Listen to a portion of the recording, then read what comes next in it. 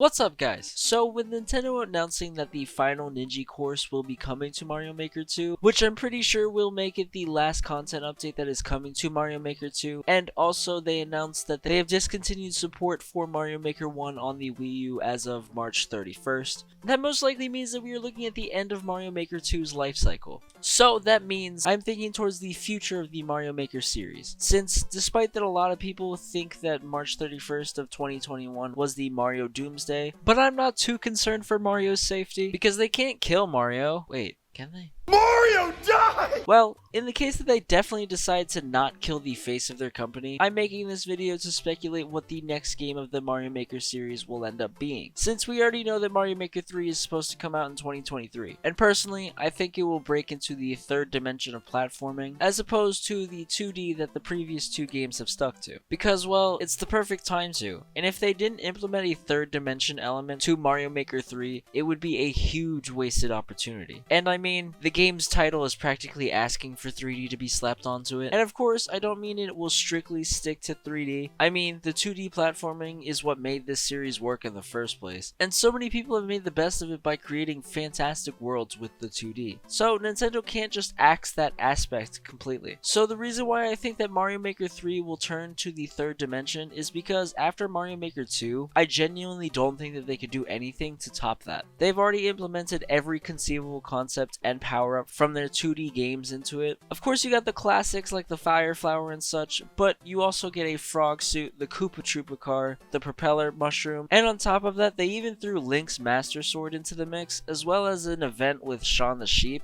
Like, what? But anyways, I just don't see how they can continue to do the 2D platforming creation process and still be innovative, with all of their ideas already being shoved into Mario Maker 2. And with the Dragon Quest Builders games being in 3D and actually making it work, there's absolutely no reason why Mario Maker can't do the same and even do it better. And I mean, on top of all of that, the fact that Mario Odyssey has proved to everybody that mixing 2D with 3D platforming can work, and in my opinion is the epitome of perfection. So throw the ability to do that into the hands of pretty much everybody, and I'm sure that most of the talented people on Mario Maker 1 and 2 will continue to create amazing and challenging worlds. And if there is a certain percentage of players who want to just stick to 2D, then they completely have the option to, ideally. Because as I said earlier, Nintendo would be insane to cut the 2D parts of this series, since that's what got them such a big fan base in the first place. And in Mario Maker 2, you don't have to stick to one specific type of art style. So ideally you would be able to do the same in Mario Maker 3. And speaking of which, I think that seeing a 3D version of the older pixelated game style would be an interesting concept if Nintendo decided to mess around with that.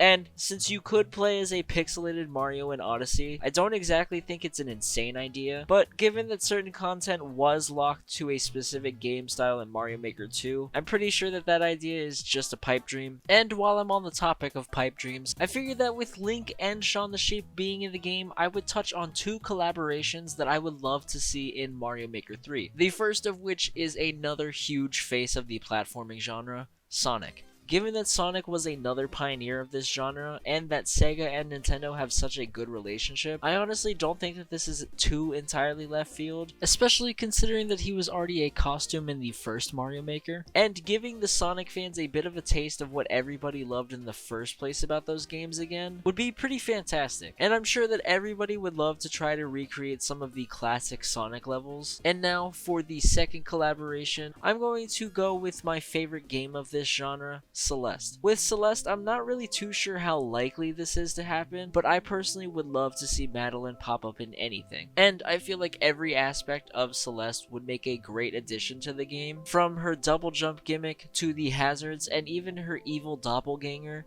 chasing you around to give you less time to make decisions would make an extremely challenging world even more difficult. With that being said, let me know what you think in the comments down below. Do you think that Mario Maker 3 will jump into 3D or stick to 2D like its predecessors? What do you hope that Nintendo puts into Mario Maker 3? What collaborations with different franchises would you like to see? And as always, thanks for watching, and if you enjoyed the video, make sure to leave a like and subscribe, and I'll catch you guys in the next video.